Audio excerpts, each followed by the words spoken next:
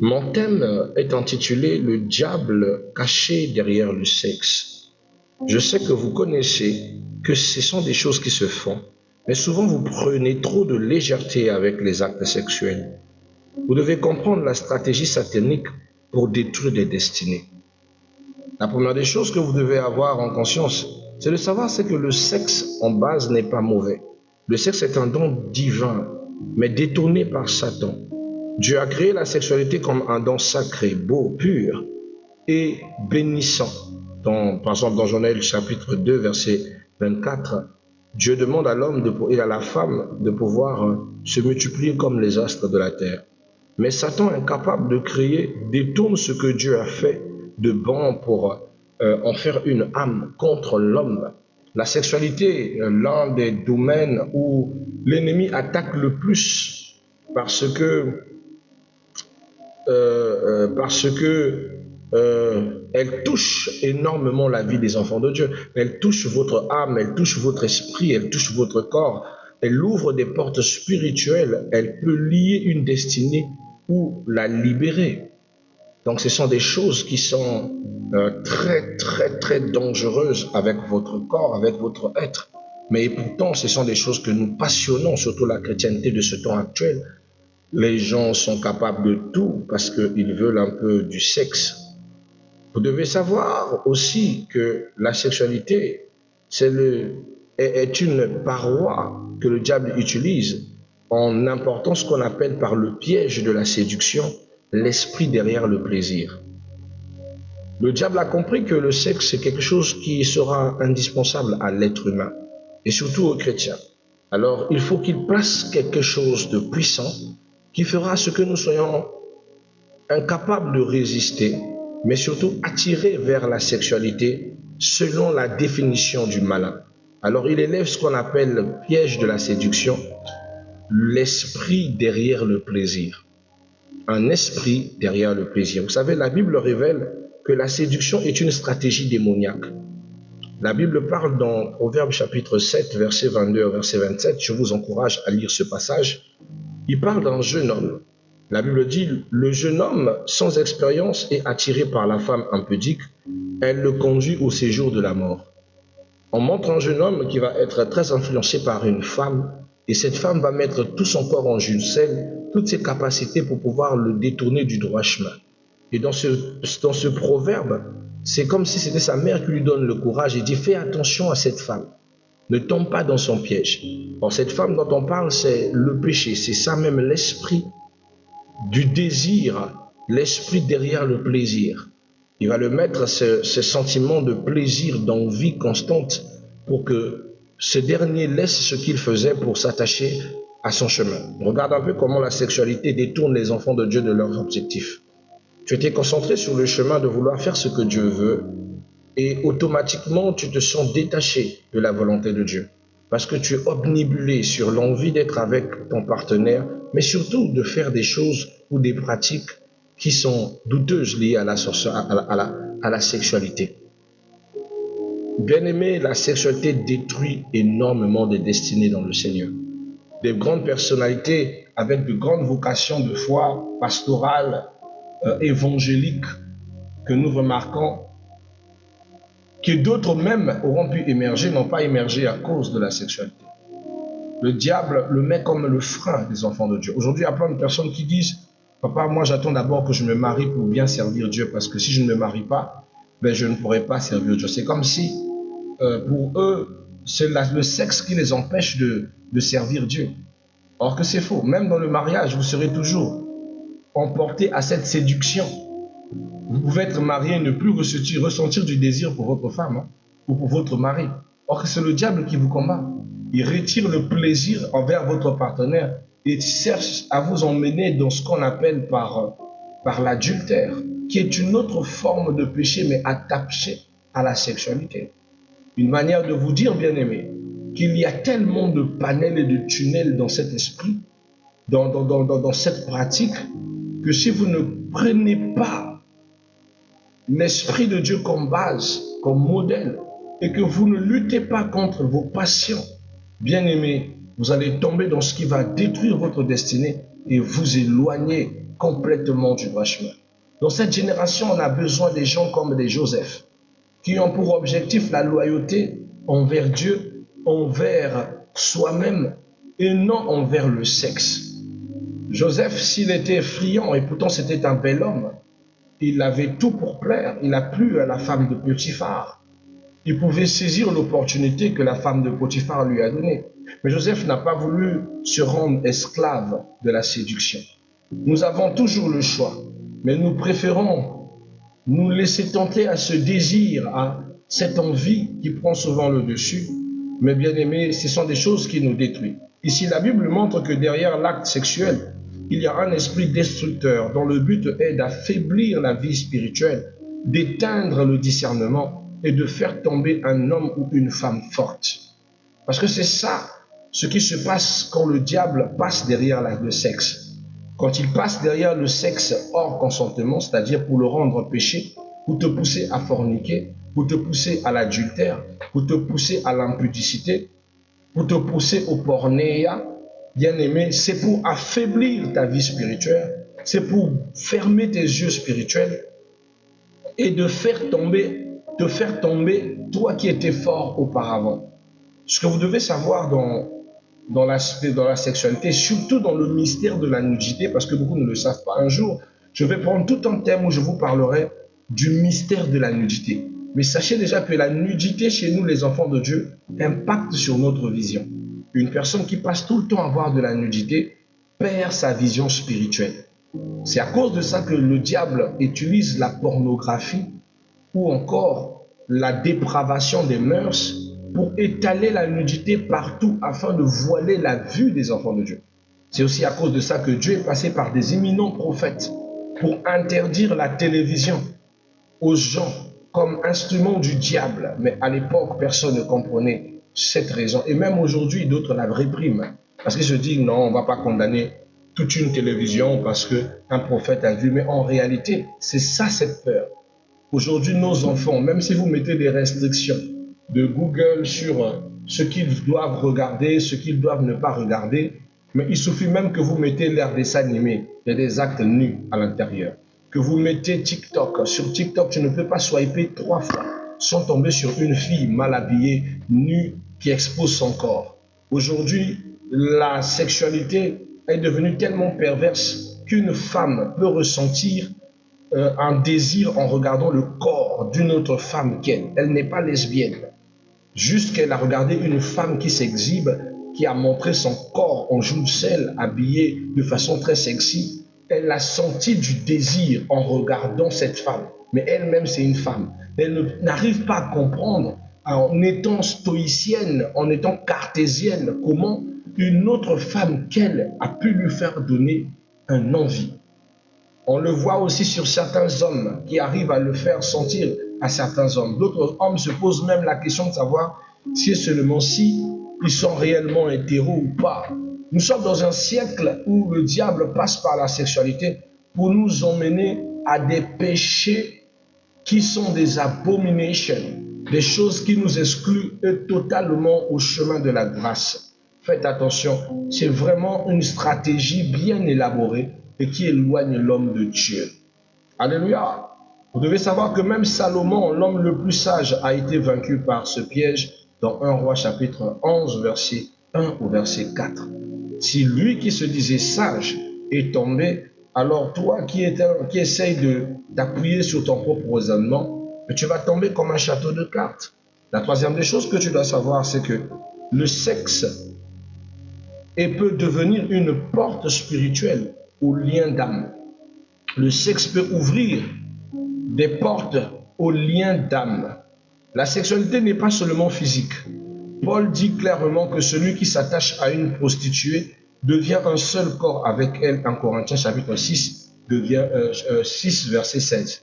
Or, nous connaissons que devenir une seule chair avec une personne, c'est le langage utilisé pour le mariage. L'homme quittera son père et sa mère et s'attachera à sa femme, et les deux deviendront une même chair. Mais Paul nous dit aussi que celui qui couche avec une prostituée devient une même chair avec elle. Ça veut dire que s'attache avec elle. Ça veut dire qu'il y a un lien, il y a mariage, il y a injonction entre celui qui mêle son corps à quelqu'un ou à quelconque personne.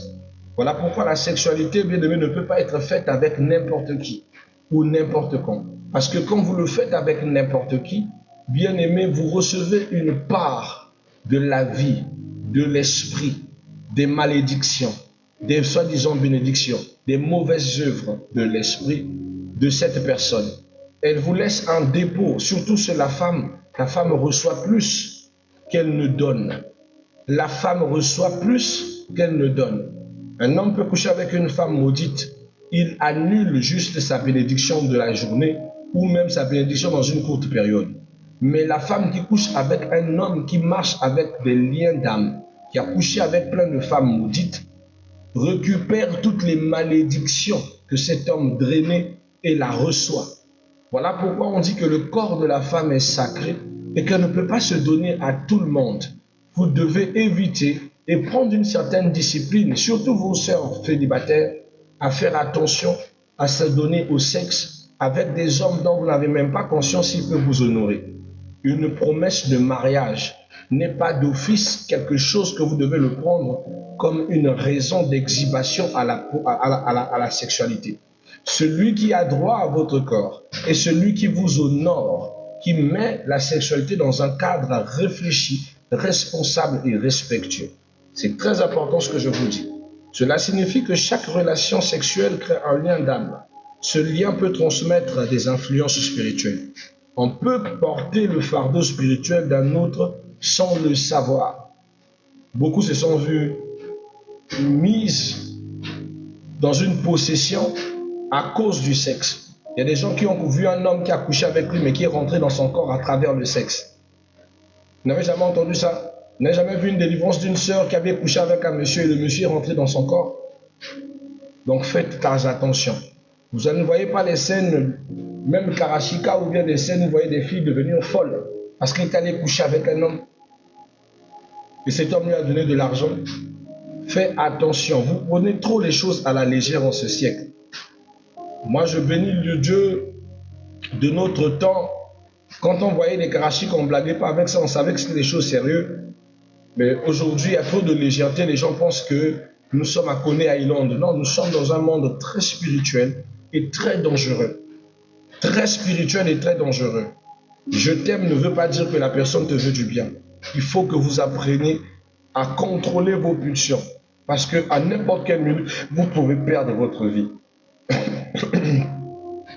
Vous imaginez que 15 minutes de plaisir, 20 minutes de plaisir, 5 minutes de plaisir vous mènent à perdre votre âme, à perdre votre santé, à perdre votre corps.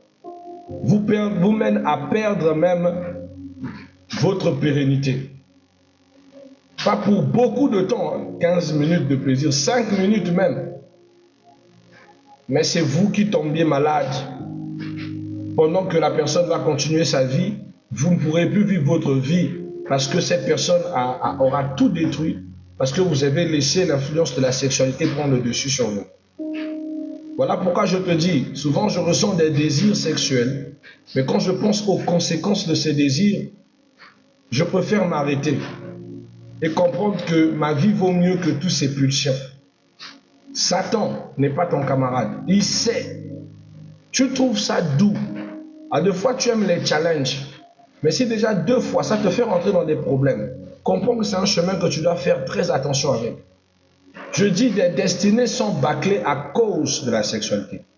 2 fois, tu es déjà au bout de ta bénédiction. C'est un démon comme ça qui vient te tenter au sexe. Tu couches avec elle et ta bénédiction pâlit. Moi, j'ai raté un travail comme ça quand j'étais plus jeune. J'étais censé aller travailler pour la société Arc Assurance. J'ai déposé mes dossiers, tout a été pris, autant que gestionnaire des ressources humaines. Et il y avait une autre femme qui avait aussi déposé des dossiers, mais qui était moins compétente que moi. Donc on m'a choisi parce que je suis plus compétente, mais aussi parce qu'elle marchait avec beaucoup de malchance. On s'est croisés dehors devant l'Arc. Je dis, madame, mais pourquoi vous pleurez? Il dit, je suis sûr que je ne serai pas retenu. Alors je savais qu'elle n'est pas retenue parce qu'après mon entretien, sur le champ, on m'a prise. Après, je l'ai commencé à la consoler, je l'ai emmenée quelque part, on a pris un petit jus, et c'est parti comme ça. Voilà les choses des hommes et des femmes. Ça s'est emballé comme ça. À l'époque, je n'étais pas pasteur, j'étais un simple frère. Et ça s'est fait comme ça allait très vite, je vous assure. Et au lieu de rentrer à la maison, non, j'ai pris une chambre d'hôtel sur le centre-ville et on a dormi là. Bien aimé, la mauvaise des choses que j'ai fait de toute ma vie, c'est ça. Après avoir couché avec cette sœur, avec cette femme-là, je lui ai donné toute ma bénédiction. Je lui ai même donné mon travail. Elle m'a donné toute sa poisse. Pendant qu'on dormait, elle reçoit un appel à 4 heures. Or, c'est Arc qui l'appelle pour lui dire que non, ils ont changé d'avis. Elle doit passer à 8 heures pétantes pour commencer le travail. Pendant ce temps, c'est moi qui ai été retenu. Ce jour-là, je n'ai pas compris. Donc après, elle a quitté la chambre d'hôtel, elle est partie, elle ne m'a même pas dit. J'ai roulé, bien aimé, sur le sommeil jusqu'à 9 heures pétantes. Et je me lève, oh Seigneur, il est 9 heures. Rapidement que je m'apprête, je reporte les habits, j'arrive à l'Arc. Quand j'arrive à l'accueil, on m'appelle, non monsieur, en fait, votre situation est en révision. Ne vous inquiétez pas, on va vous recontacter. Comment ça? Moi qui ai déjà été prise, et je ne viens qu'aujourd'hui pour signer le contrat, ou encore pour commencer le travail, et après, attends. Et vous me dites que mon affaire est en révision et tout. J'étais estomaqué. Quelques minutes plus tard, je la vois entrer pour aller prendre place à ma place à l'Arc. Bien aimé, j'avais compris que je venais de faire un transfert de bénédiction. Qu'en couchant avec elle, j'ai tout donné, tout ce que j'avais, tout ce que j'étais. À la fin, donc quand je sortais, elle vient me faire une petite bise à la joue, elle me dit désolé, vraiment pardonne-moi. Je ne sais pas pourquoi Dieu a voulu que les choses se passent comme ça, mais je pense que en étant avec toi, tu m'as donné quelque chose. Parce que moi, ma vie, c'était que la malchance. Merci beaucoup, elle est allée. Et jusqu'à aujourd'hui, elle travaille là-bas. Mais moi, voilà, j'ai raté un boulot comme ça parce que je n'avais pas conscience des conséquences sexuelles. Je suis fier de ce moment parce que ça m'a éduqué. Ça m'a donné la possibilité d'être le genre d'homme qui ne blague pas avec la sexualité. Tu peux venir dans ma vie, tu me dis des choses, le sexe ne sera jamais facile. Ça passe pas. Je blague pas avec ça. J'ai déjà perdu beaucoup plus avec les bêtises sexuelles. J'ai vu ma destinée se bâcler plusieurs fois. Alors je nous en prie, bien aimés, je ne vous prêche pas seulement par la parole, mais aussi par l'expérience. Faites attention à ça. Des fois, tu ne sais pas pourquoi à chaque fois que tu déposes des dossiers, ça ne se valide pas et pourtant on te disait que le dossier est à bonne voie. C'est parce qu'à chaque fois, tu atteins toujours un objectif ou tu veux atteindre un objectif. C'est le sexe qui arrive dans ta vie. Et tu couches, tu perds tout. Les mauvaises nouvelles arrivent, on t'appelle plus, on te contacte plus, on te donne plus rien. C'est parce que tu as cédé à quelques minutes de plaisir qui t'ont ruiné. Satan le sait et utilise le sexe pour lier des destinées, pour transmettre des esprits, pour détruire des projets divins.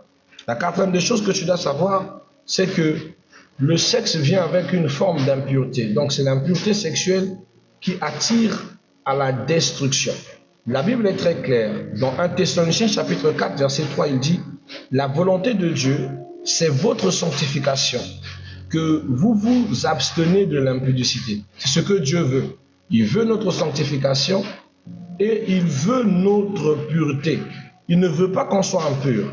Chaque fois qu'un homme et une femme font dans la désobéissance sexuelle, c'est-à-dire appliquent le sexe hors mariage, ils reçoivent des condamnations et des sanctions. Il y aura en elles la paix intérieure qui va disparaître, la faveur de Dieu va diminuer dans votre vie, la confusion va s'installer, la prière va devenir faible et la conscience va se salir, au point où vous ne ressentirez plus le dégoût ou encore le remords. Quand vous arrivez à un moment où à chaque fois que vous tombez dans le sexe, vous ne ressentez plus que votre esprit vous accuse, que vous avez mal agi, c'est fini. Vous êtes sale, vous êtes impur, vous êtes imbibé par cette conscience salie de votre action. Recherchez la miséricorde de Dieu, parce que c'est normal qu'un enfant de Dieu, après avoir péché, ait du remords. Mais si tu n'as plus de remords, ta conscience est salie. Le sexe a perverti ton esprit et a rendu naturel le mal.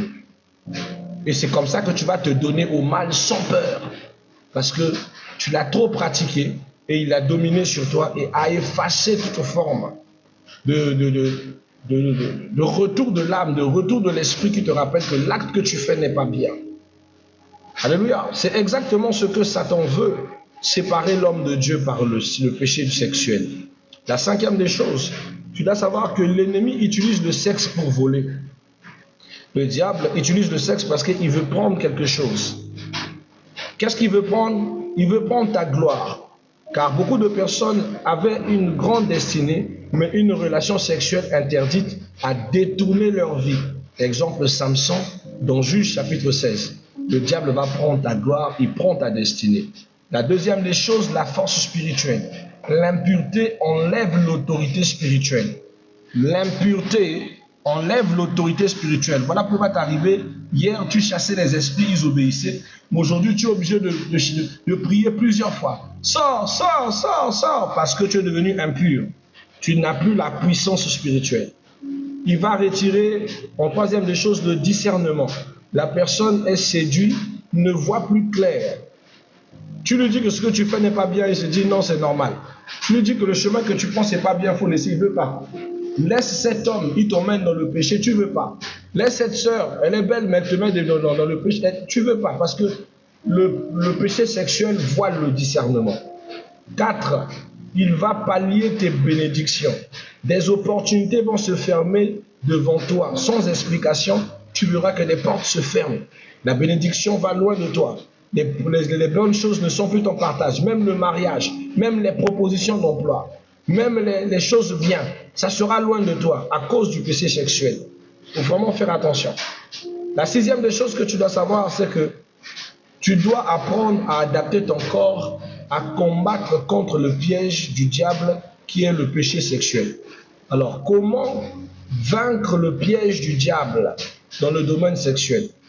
La première des choses et la plus importante de toutes ces choses, écoute bien ce conseil, pour vaincre le piège sexuel, c'est la technique la plus puissante. Quelqu'un m'entend? C'est la technique la plus puissante, c'est le secret des secrets. Bien aimé, c'est de fuir. La Bible dit, résistez au diable, il fuira loin de vous. Mais quand il s'agit au péché sexuel, qu'on appelle par l'impudicité, 1 Corinthiens chapitre 6, 18 dit, fuyez l'impudicité. On n'a pas dit résister à elle. On n'a pas dit aller dans son environnement. On n'a pas dit côtoyer ça. Non, on dit fuyez. C'est la seule manière d'être sauvé. C'est la seule manière d'être sain et sauf de cet esprit. On ne lutte pas avec les désirs sexuels. On ne résiste pas à cet esprit, on fuit.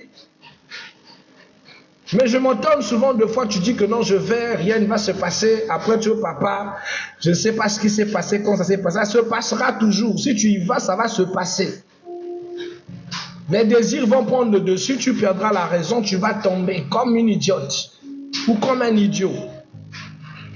On ne lutte pas avec les désirs sexuels. On ne va pas dans le camp de l'ennemi. Tu vas tomber. Tu vas tomber comme une carte. Oh papa, je ne t'ai pas allé dans le but de tomber. Non, non, non, mais tu tombes, c'est tout. Quand on va te toucher le bras là, c'est comme si on t'avait possédé. Tu vas tomber. On ne va pas. Oh viens, on va parler pour la dernière fois. Je ne fais pas ces jeux-là. Je ne fais pas ces jeux-là. Viens, on va s'asseoir pour parler de ces choses. Je ne fais pas ces jeux-là. Parce que ça ouvre des portes à ce que tu vas glisser. Ne blague pas avec l'impudicité. La petite opportunité, tu tombes. Est-ce que tu peux écrire en commentaire, fuyez l'impudicité? Je veux que tu écris ça en commentaire. Ça doit rentrer en toi. Tu dois fuir. On fuit.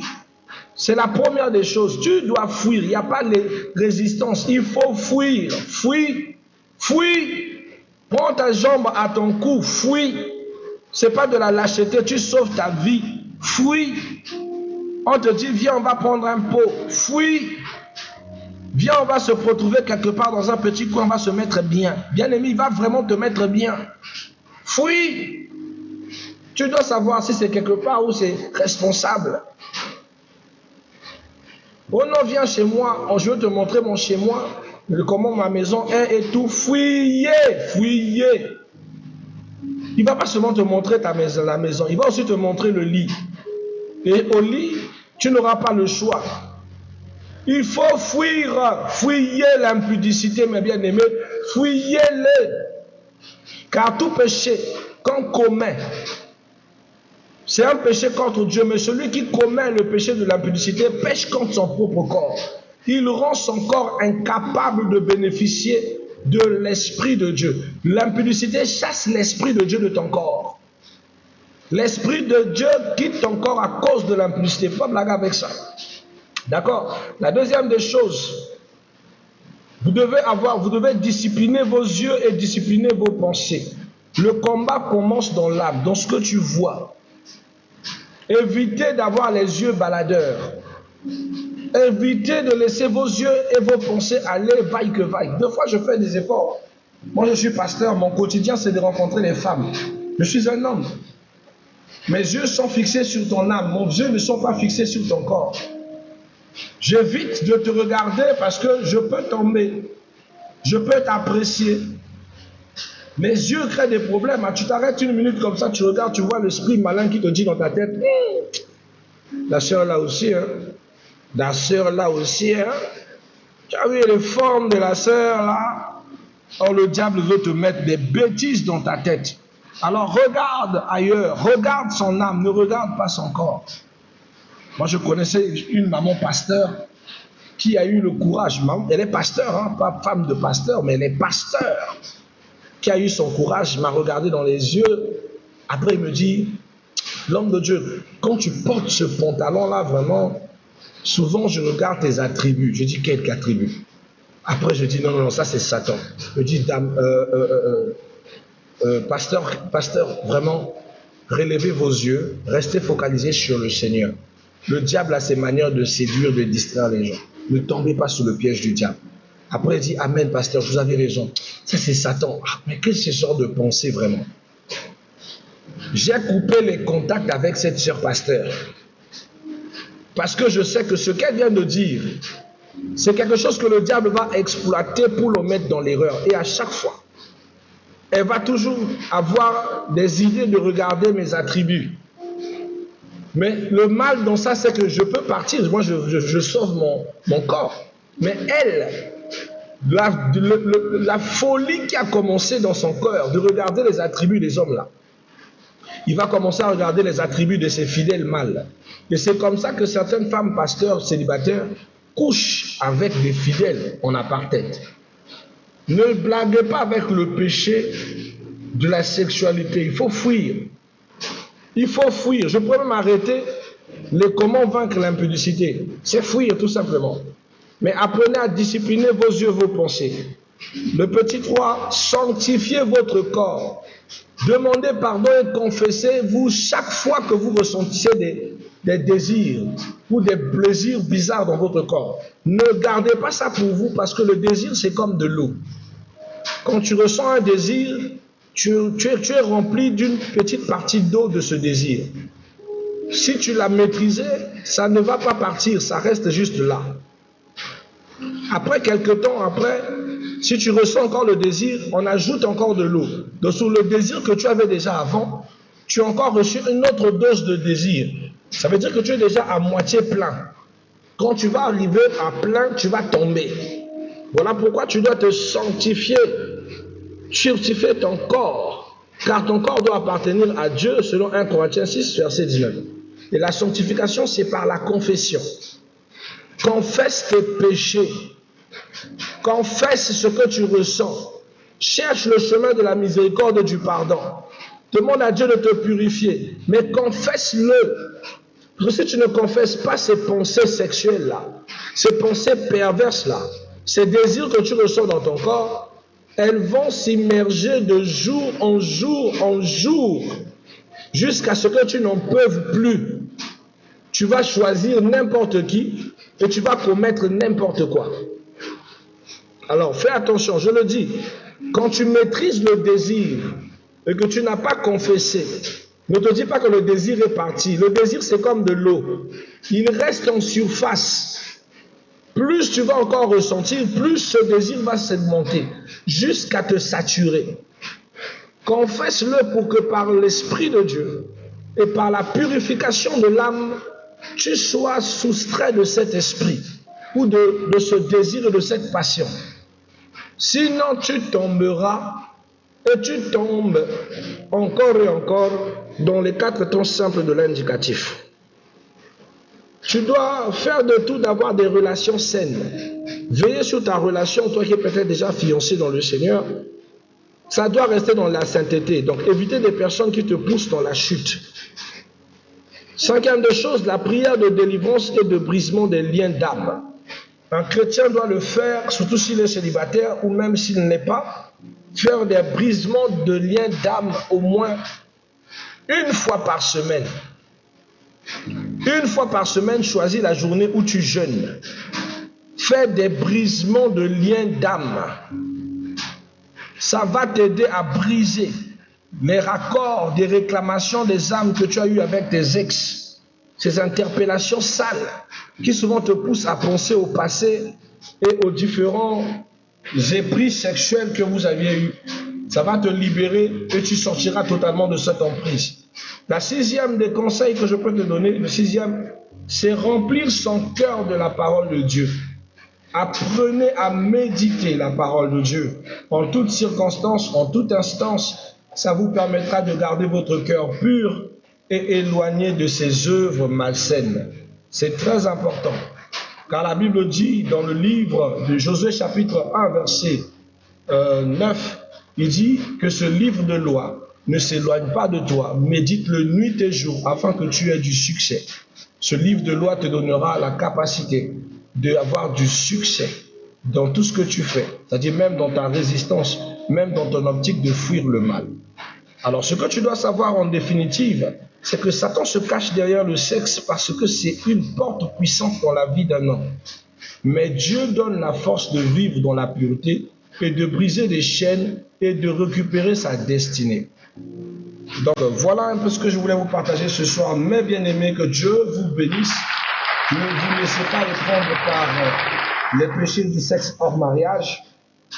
Tout ceci que je partage sont de la sexualité hors mariage, la sexualité illégitime, parce que le sexe en soi n'est pas un péché, mais c'est quand vous le pratiquez hors contexte, hors les normes de texte, qu'elle devient un péché, un problème pour vous, un problème pour votre spiritualité, mais un problème aussi pour votre âme, un problème aussi pour votre élévation dans le principe d'aller dans le royaume des cieux. Voilà, bien aimé, c'était prière et partage.